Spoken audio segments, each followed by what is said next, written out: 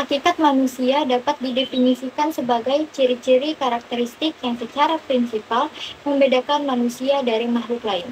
Manusia memiliki potensi yang unik dan kompleks, termasuk potensi kognitif, efektif, dan psikomotor yang memungkinkan mereka untuk berinteraksi dengan lingkungan dan beradaptasi dengan perubahan.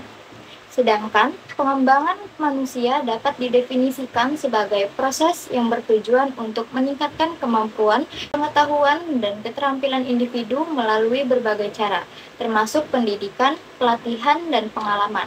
Pengembangan ini dapat terjadi melalui beberapa aspek seperti yang pertama, pengembangan kognitif. Pengembangan kemampuan berpikir kritis, dan berpikir analitis yang memungkinkan individu untuk memahami dan menyelesaikan masalah. Yang kedua, pengembangan efektif. Pengembangan kemampuan emosi seperti empati, kesadaran diri, dan kontrol emosi yang memungkinkan individu untuk berinteraksi dengan orang lain secara efektif. Yang ketiga, pengembangan psikomotor. Pengembangan kemampuan fisik seperti koordinasi, keseimbangan, dan keterampilan olahraga yang memungkinkan individu untuk berinteraksi dengan lingkungan secara efektif. Kemudian selanjutnya ada faktor-faktor yang mempengaruhi pengembangan manusia. Faktor-faktor yang mempengaruhi pengembangan manusia antara lain faktor sosial. Masyarakat dan orang lain yang berinteraksi dengan individu mempengaruhi perkembangan individu. Yang berikutnya ada faktor psikologis. Kecenderungan, motivasi, dan kepercayaan diri individu mempengaruhi perkembangan mereka. Selanjutnya, faktor biologis. Kondisi fisik dan kesehatan individu mempengaruhi perkembangan mereka. Lalu berikutnya, pentingnya pengembangan manusia.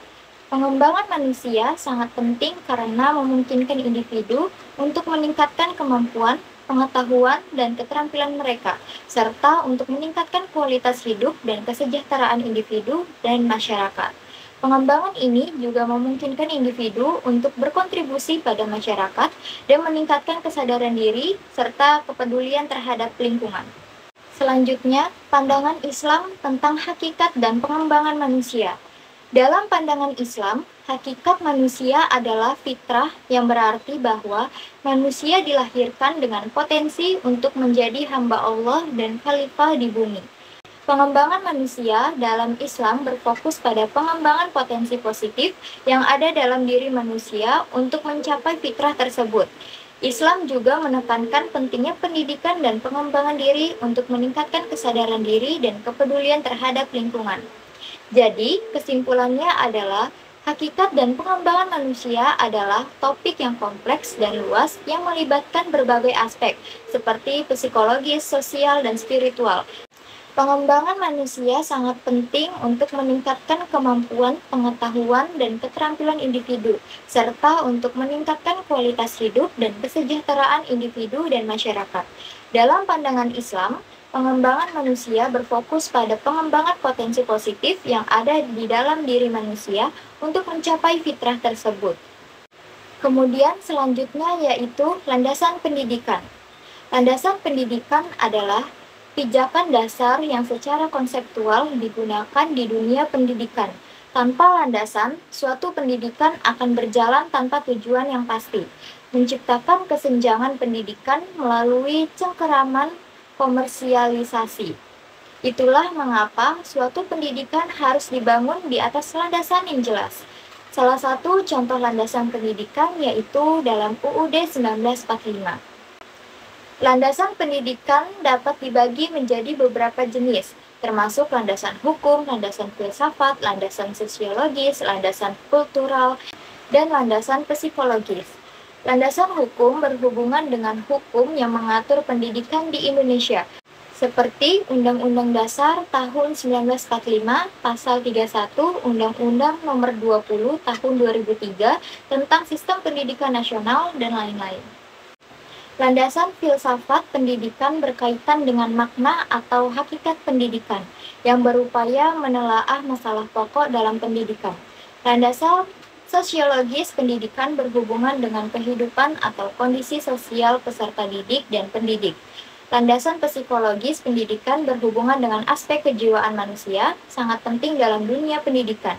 Landasan kultural pendidikan menandakan bahwa pendidikan tidak bisa dipisahkan dari peristiwa budaya.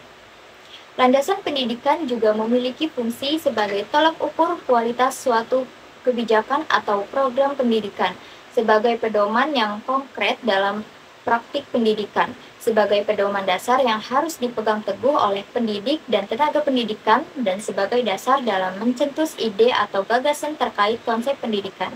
Pengembangan landasan pendidikan sangat penting dalam meningkatkan kualitas pendidikan dan mencapai tujuan pendidikan yang telah dirumuskan. Landasan pendidikan harus dibangun di atas asas yang jelas dan berlandaskan pada nilai-nilai yang dianggap penting dalam masyarakat. Dengan demikian, pendidikan dapat menjadi sarana individu supaya dapat terhindarkan dari kebodohan dan meningkatkan kemampuan, pengetahuan, dan keterampilan mereka. Berikutnya, asas-asas pendidikan. Asas-asas pendidikan yaitu prinsip-prinsip yang menjadi dasar pijakan atau titik tolak dalam rangka praktek pendidikan dan atau studi pendidikan. Asas-asas pendidikan berkaitan dengan taktik serta kebijakan pendidikan, termasuk kajian analisis kritis. Asas-asas pendidikan sangat diperlukan karena menjadi tumpuan dasar atau asas konseptual sistem pendidikan Indonesia. Asas-asas pendidikan di Indonesia. Yang pertama ada Asas Tutwuri Handayani. Semboyan ini sering kita jumpai pada seragam siswa sekolah dasar. Semboyan ini juga merupakan semboyan Depdiknas. Semboyan Tutwuri Handayani pertama kali dikumandangkan pada tahun 1922, tercantum pada Asas 1922 yang dikumandangkan oleh Ki Hajar Dewantara. Asas 1922 ini merupakan asas dari Perguruan Nasional Taman Siswa yang didirikan pada tanggal 3 Juli 1922. Yang kedua, ada Asas Ingarso Sungtalada. Asas ini berarti bahwa pendidikan harus berlangsung dalam lingkungan rumah tangga, sekolah, dan masyarakat. Yang ketiga, Asas Ingmadia Mangunkarsa. Asas ini berarti bahwa pendidikan harus berlangsung dalam lingkungan rumah tangga, sekolah, serta masyarakat. Yang keempat, ada Asas Kemandirian dalam belajar. Asas ini berarti bahwa setiap individu harus memperoleh hak dan kesempatan untuk mendapatkan pengajaran dan belajar kapanpun selama di hidupnya.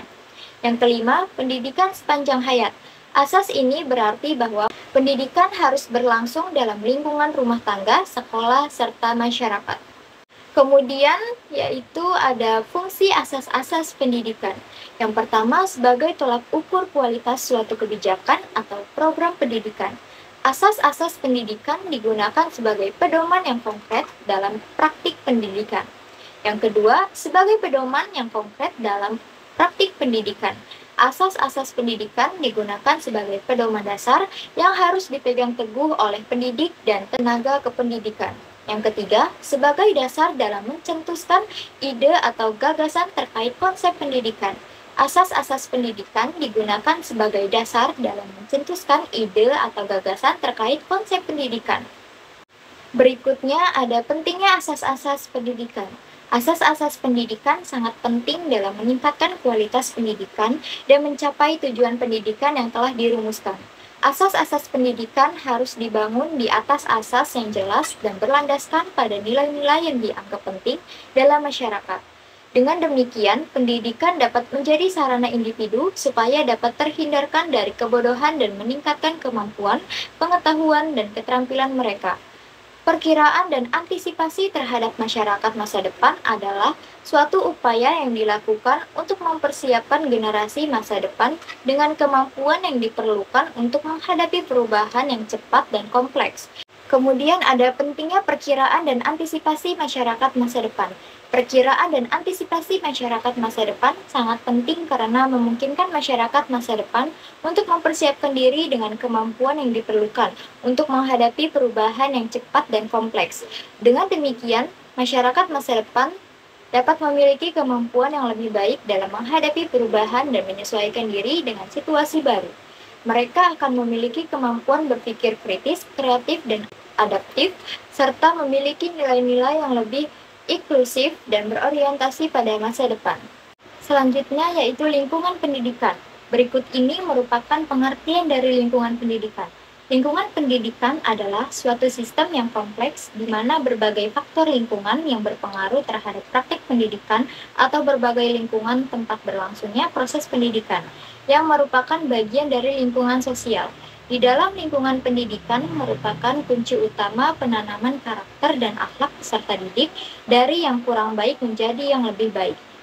Selanjutnya, jenis lingkungan pendidikan.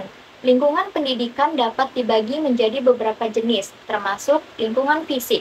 Lingkungan fisik atau alam sekitar yang meliputi bangunan gedung, ruangan, dan fasilitas lain yang digunakan dalam proses pendidikan. Selanjutnya, lingkungan sosiokultural.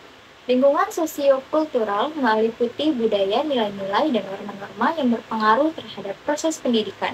Yang ketiga, lingkungan sosiobudaya.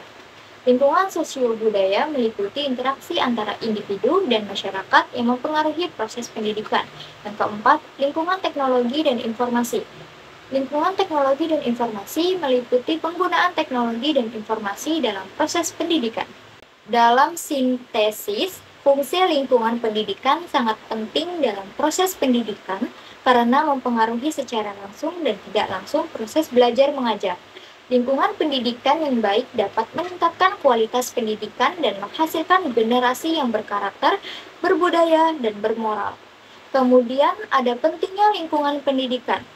Lingkungan pendidikan sangat penting dalam proses pendidikan karena mempengaruhi secara langsung dan tidak langsung proses belajar mengajar. Lingkungan pendidikan sangat penting dalam proses pendidikan karena mempengaruhi secara langsung dan tidak langsung proses belajar mengajar. Lingkungan pendidikan yang baik dapat meningkatkan kualitas pendidikan dan menghasilkan generasi yang berkarakter, berbudaya, dan bermoral.